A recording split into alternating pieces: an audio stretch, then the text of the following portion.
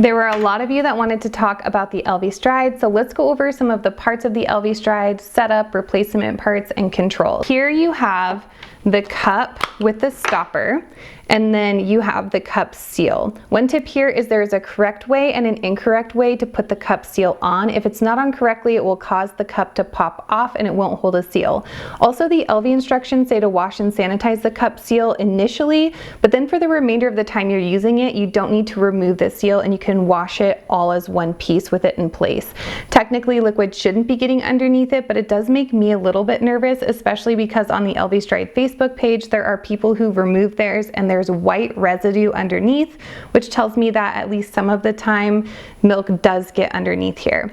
And I don't have enough information either because, and I'm just going to speculate here, if this seal was being removed, washed, and sanitized frequently, it could likely stretch it out, which would cause it to be less effective and allow milk to get underneath potentially. Okay, moving on from that. When you're assembling everything together, you want to put on the diaphragm and the valve onto this breast shield piece. And these are the two pieces that you will need to replace as they wear out. Elvie says that you only need to replace them once every 6 months, but my experience with other brands of breast pumps tells me that these need to be replaced more frequently than that. As the silicone pieces are washed and sanitized, they wear out and they'll begin to stretch and they won't be as effective at creating suction and removing milk. So it depends on how often you pump, but say you pump 6 times a day, you'll probably need to replace the valves about every 4 to 6 weeks and the diaphragms about every 8 weeks. I do recommend having extra replacement parts on hand so you can easily replace them as soon as you notice that decrease in suction and milk output. Then you're going to connect all of this to the breast shield here. You're going to plug the cap in with the tubing, and then you can either single pump or double pump. So this is set up for single and this little hole here is closed off, or if you wanted to double pump, you would just unplug that and you'd plug this tubing in here.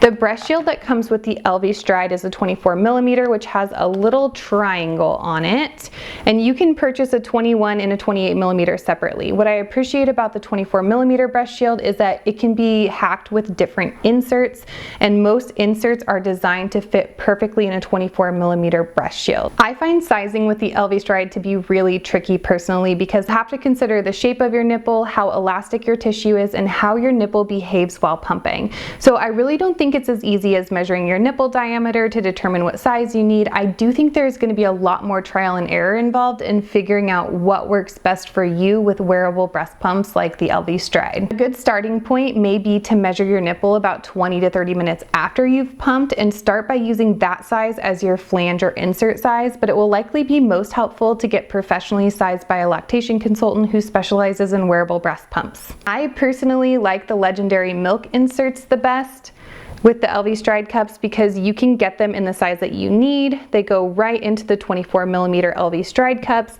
and they don't sit flush against the breast shield, which I think actually lengthens the tunnel a little bit, which I personally think helps. When I use a little shorty insert like this one here, it causes me a little bit more discomfort and less milk output, and I've tried them in all the sizes. So it makes me wonder if by using my exact measurement with the shorty inserts, if it's just choking up on my nipple too much and it's not allowing for enough movement. I'd be curious if you've used a shorty insert with the Elvie Strides, which brand you're using and how it's working for you. If you need help determining your nipple diameter, you can grab a free printable measurement tool from Pumpable's website, or if you don't have a printer, you can always grab one of those circle templates from Amazon. I'll link one in my link tray. I think they're like $5. Once you have the correct size, I do have a couple of tips for nipple placement. So you want to figure out how your breast naturally falls and what direction your nipple points in. This is going to be the most comfortable placement for the breast shield. You can also just take the clear breast shield and practice placement in the mirror to check your nipple and alignment, and then you can get a feel for where your cup should be sitting. You can also just get your breast shield portion like this, situate it first, and then press the cap onto it like this too. And then you can use this little stopper open it up, and you can see your nipple down through the inside here to make sure that it's centered. If your alignment is off at all, it can cause nipple soreness and even damage. Let's go through the functions of the pump itself. I do find it helpful to use the Elvie app, but let's go through the functions on the pump hub. So this is the power button up here, and right underneath it is the mode button. So this switches from let down to expression mode. Let down or stimulation mode are those really quick short pulls to simulate what baby does when they're directly nursing at the breast at the beginning of a feed to help initiate a letdown. Once you turn it on by pressing this play button down here, it's going to start in letdown mode. Your Elvie stride will automatically switch modes at 2 minutes to expression mode. Expression mode is going to give you those longer, slower pulls, which is similar to what baby does while they're directly nursing at the breast once your milk starts flowing, and it's designed to pull your milk out more effectively. Expression mode is indicated by this little light here, and you can adjust the strength of the suction by using the plus and minus buttons here, and you always want to make sure that your vacuum settings are comfortable. More suction does not equal more milk. Also, always find it helpful to check your cups to make sure that you have started expressing milk after about 2 minutes, because there's nothing worse than thinking you've completed a full pump session only to realize that you haven't extracted any milk at all. So if you're not expressing milk, I would recommend making sure you're actually getting suction, you're seeing diaphragm movement, and you can reposition your nipple. If it's a recurrent problem, then I would consider sizing and even how your cup is secured in place by your bra, and probably looking into getting some help from a lactation consultant. Now for my pros and cons list. So the pros are that it is actually really quiet, but it's not as quiet as the original Elvie pump. I like to go to Broadway shows, and I usually have to pump once while I'm there. Last time I did use the Elvie stride, but when the show went completely silent, I felt like the person next to me could hear it, just that little buzzing sound. But if I wasn't in a place where I needed to be completely silent, I would absolutely use it because it is otherwise very quiet. These are also available through most major insurance companies. It sounds like your insurance may also be able to cover the replacement parts for the pump too. So check into that as well when you're ordering the pump. It is very gentle, so I always have to double and sometimes even triple check to make sure that I'm getting nipple movement and that my milk is getting removed. It does move milk, so if you're someone who needed something small, quiet, and portable, and you could get it for free through your insurance, then I would say absolutely go for it, but I would not be using it as a primary pump.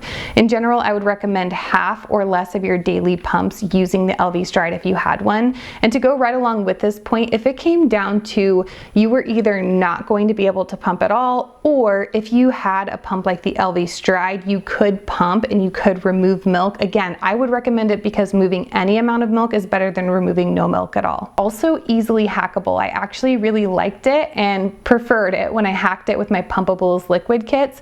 I felt like my milk output was much better than with the cups alone, and I emptied pretty quick. And finally, it is easily controlled through the app. Some of my cons. I do think that the gentleness of the pump can also double as a con to some people who really need to feel their pump. This would come down to your nipple sensitivity and your personal preferences. The flange tunnel itself is pretty short, which may make it more difficult or painful for those with elastic nipples.